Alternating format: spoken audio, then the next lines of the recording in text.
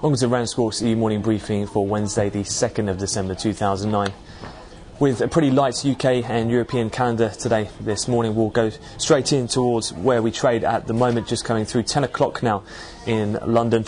At the moment, the equity markets have seen some relatively choppy trade. We're currently in minor negative territory, down around 0.1 to 0.25% in the FTSE, CAC and DAX. Financials seem to be the weighing sector, obviously still very much Dubai, an ongoing situation in the background, although much of those fears have now subsided, but still very much a focus in much of the UK press. Elsewhere, take a look at a couple of things that have been weighing on financials this morning. Some commentary from the German economics minister, who said the government could take regulatory measures if banks do not lend more. As well, in Italy, the Bank of Italy themselves have raised a loan cap for banks on interbank lending market to 75% of capital requirements. Separately as well, in Asia, something that was rumoured yesterday but has got coverage in the Shanghai Securities Journal this morning, is that China new bank lending may fall to around 6 to 7 trillion yen in 2010. That's from this year's 10 trillion. Separately as well, a note out from ING in Europe saying they downgraded financials on a sector basis. And also, as well, as we look ahead to tomorrow's ECB interest rate decision, obviously much of the anticipation here is that the ECB will indeed end or conclude that 12-month extraordinary operation that they've had in place for some time, and that December's auction will be the last. So obviously it could be a net negative for banks, in order that that liquidity measure could well start to be withdrawn by the ECB.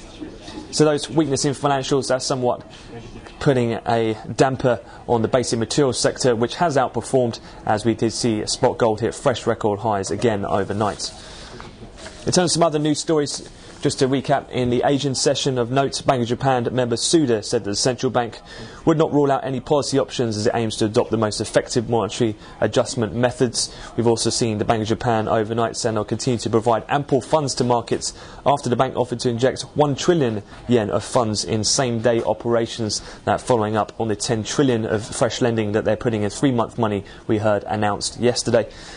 Separately as well, for China, worth noting an article citing government officials, that's unidentified government officials, that China plans to maintain its interest rates until a US Fed raise on concern about the impact of capital inflows to the country.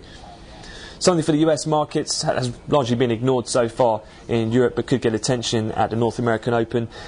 In the front page of the FT, the concerns grow over overheated debt markets, as some of the most conventional financial practices of the credit bubble years, from COV Light, which is short for Covenant Light, loan borrowers are granted credit with few, if any, conditions, to PIG Toggle, which is transactions make it possible for debt to be repaid with more debt. And these various methods have returned to Wall Street, stoking some fears in the market that debt markets are growing somewhat overheated at the moment. Elsewhere as well, ongoing from this Dubai situation, the EU finance ministers did meet for some discussions overnight. France's Lagarde, the economics minister there, pointed out that Dubai poses no systemic risk to the Eurozone, and FX impacts will only be regional. We have seen as well, aside from some of the spreads narrowing in regards to Dubai CDS swap spreads, we've also seen the Greek and 10-year bond narrowing spread for the narrowest now for 3 weeks. In terms of UK markets, gilt futures are trading slightly lower than EGBs at the moment. We do have forthcoming a £2.25 billion 2039 gilt issue from the Debt Management Office. Also, we've seen some relatively hawkish comments from Bank of England MPC member Dale, who did say that he sees a sharp rise in near-term inflation, which could prompt Mervyn King, the governor, to write a letter to the Chancellor Darling as soon as January, wherever he does see inflation coming back to the target of 2%.